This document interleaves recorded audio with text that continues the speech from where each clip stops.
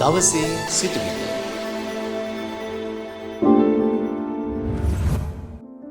මම හිතනවා අද මම ඊයේ නිම කළ තේමාව මත මං කැමති සුද්ධවන්ත බව ගැන අවධානය යොමු කරන්නට.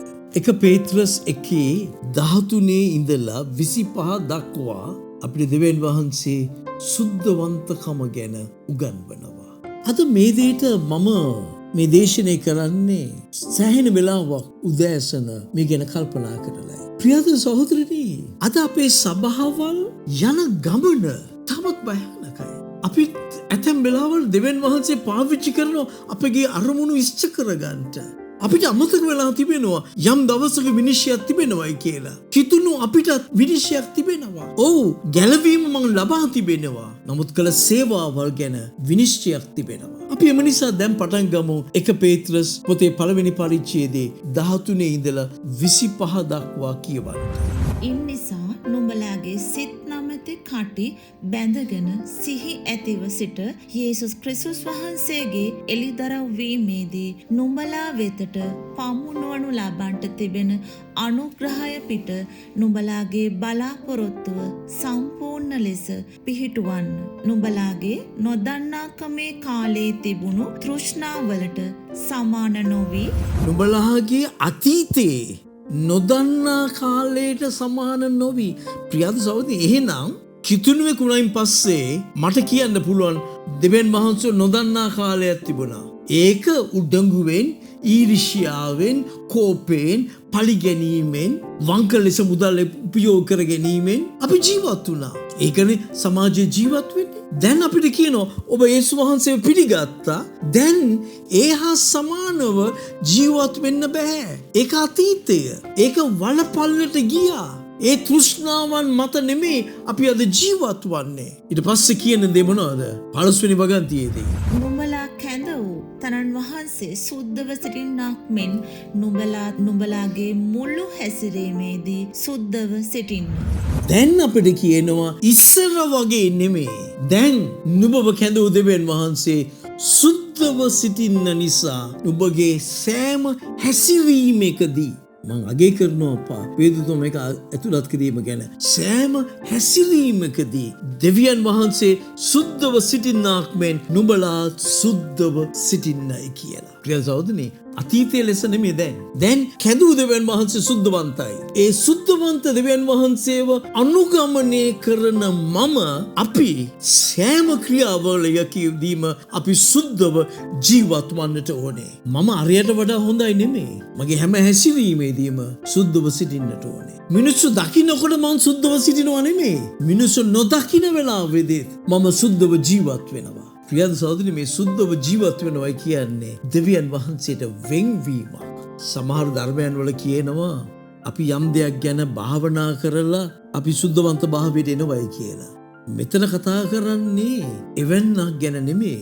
සෑම ක්‍රියාවලියකින්ම මම දෙවියන් වහන්සේට වෙන් වුණ මිනිස්සෙක්. මම ගෙදර මම හැසිරෙන විදිය ඒ දෙවියන් වහන්සේගේ සුද්ධවන්තකමට අනුකූලව වන්නට ඕනේ. මමගේ භාර්යාවට සලකන විදිය දෙවියන් වහන්සේට ප්‍රසන්න වූ දෙයක්, ප්‍රසන්න වූ චරිතයක් වන්නට ඕනේ. මම මේ දරුවන්ට සලකන ආකාරය, මමගේ අසල්වැසියන් සලකන ආකාරය. ප්‍රියාදර සහෝදරනි, ඉරුදින දේවස්ථානයට ඇවිල්ලා සුද්ධව මූණක් දාගත්තයි කියලා හැම දෙයක්ම වෙනස් වන්නේ නැහැ. ඒක රඟපෑමක්, ඒක කුවකකමක්. මම ප්‍රිය කරන දේශකයන් දෙදෙනෙක් ඉන්නවා. එක්කෙනෙක්ගේ නම ඩී.එල්. මූඩි, අනිත් එක්කෙනා කැම්බල් මෝගන්.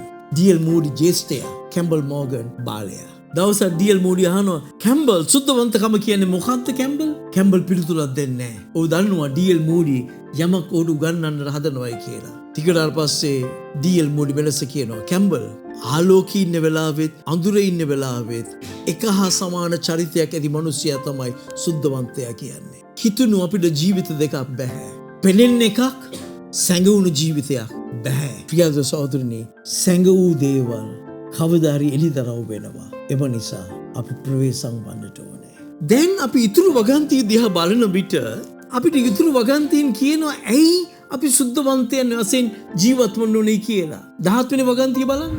තවද මනුස්සයන්ගේ තරාතිරම් නොබලා එකිනෙකාගේ ක්‍රියාවේ ප්‍රකාර විනිශ්චය කරන තැනන් වහන්සේට පියා නොය කියා නුඹලා යාච්ඡා කරන්නහු නම් දෙවියන් වහන්සේ විනිශ්චය කරනවා. තරහතිරම් බලන්නේ නැහැ. හැම කෙනාගේම ක්‍රියාවලියන් විනිශ්චය කරනවා. ප්‍රියදිර සහෝදරයනි, මට ඇහෙනවා මිනිස්සු තර්ක කරනවා මේ දවස්වල. කොහොමද ඒගොල්ලෝ තර්කයෙන් දිනිනවා. ඊට පස්සේ ඒගොල්ලෝම අලුත් ධර්මයන් හදා ගන්නවා. හැම කෙනාගේම ක්‍රියාදාම අනුව දෙවියන් වහන්සේ විනිශ්චය කරනවා. මේ කතා කරන්නේ කිතුරුවන්ටයි. මේ කතා කරන්නේ කිතුරුවන් ඕන අයට නෙමෙයි. එම නිසා දෙවියන් වහන්සේ පක්ෂපාතීව නැතිව විනිශ්චය කරන නිසා සුද්ධවන්තකම සොයන්න කියන එකයි මෙතන කියන්නේ. 18 වෙනි වගන්තිය බලන්න.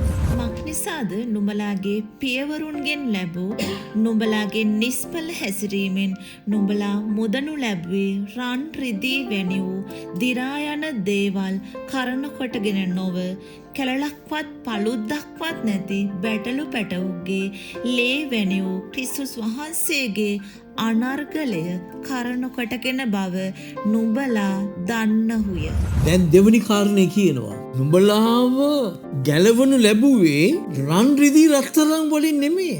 යේසුස් වහන්සේ ස්වර්ගයේ අත්හැර දමලා ඇවිල්ලා බිලි පූජාවක් වෙලා ඒ පූජාව තුලින් උන්වහන්සේ ඔබවයි මාවයි පාප කර්මෙන් ගලවාගත් නිසා දෙවනි හේතුව දක්වනවා. ඇයි අපි සුද්ධව ජීවත් වන්නට ඕනේ කියලා. 24 වෙනි වගන්තියේදී තවත් හේතුවක් අපිට දක්වනවා. මාංශමයෝ සියල්ලෝම තනකොළ මෙන්ය. ඔවුන්ගේ මුළු තේජස තනමල මෙන්ය. තනකොළ වියලී යයි මල් වැටේ. නමුත් ස්වාමීන් වහන්සේගේ වචනය සදා කාලයටම පවතින්නේය.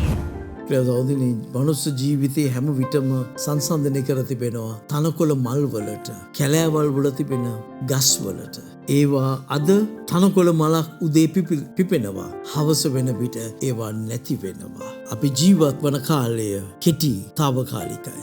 මේ කෙටි తాවකාලික ජීවිතයේ ගැලවීමක් ලැබූ මම දෙවියන් වහන්සේට පක්ෂපාතීව දෙවියන් වහන්සේට වෙන් වෙලා දේව කැමැත්ත කරනවාද නැද්ද කියන එක අපි තෝරා බේරා ගන්නට ඕනේ. ප්‍රියද සහෝදරනි, මේ මතයට විරුද්ධව මම කතා කරන්න ඕනේ අද.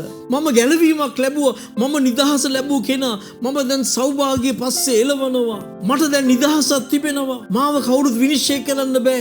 මම ගැලවීමක් ලැබූ මිනිස්සෙක්. මට ඕන විදියට ජීවත් වෙන්න පුළුවන්. අවාසනාවක මෙන් ඒ අසත්‍යයක්. ඒ නිරයෙන් ආපු ඉගැන්වීමක් විතරයි. කැඳවූ දෙවියන් වහන්සේ සුද්ධව සිටින්නාක් මෙන් නුඹලා සුද්ධව සිටින්නට ඕනේ. දෙවියන් වහන්සේට වෙන් වුණ මිනිස්සෙක් හැටියට. ඇතැම් වෙලාවට සුද්ධවන්ත භාවය කියන්නේ කලබල නැති නිශ්චල මිනිස්සු නෑ ප්‍රියදර සහෝදරනි. වංචාවක් නොකරන, කේලම් නොකියන, අනිත් අයට විරුද්ධව දොස් තැබීමේ ආත්මයෙන් ක්‍රියා නොකරන, සුභාරංචිය නොඇසූ අය වෙතට ගොස් සුභාරංචිය ප්‍රකාශ කරන, අන් අයව ආත්මිකව ගොඩනගවන, අපි ඍණාත්මක දේවල් වලින් අපේ සුද්ධවන්ත භාවයේ විස්තර නොකරමු. මම ඉස්සර වගේ සිගරට් බොන්නේ නැහැ. මම ඉස්සර වගේ අරක්කු බොන්නේ නැහැ. එම නිසා මම සුද්ධවන්තයි. ප්‍රියද සහෝදරනි, ඒවා බොළඳ කතාවල්. අපේ සුද්ධවන්ත භාවයෙන් විස්තර කරන්නේ මම දෙවියන් වහන්සේට වෙන් වුණ මිනිස්සෙක්. දේව කැමැත්ත කරන කෙනෙක්.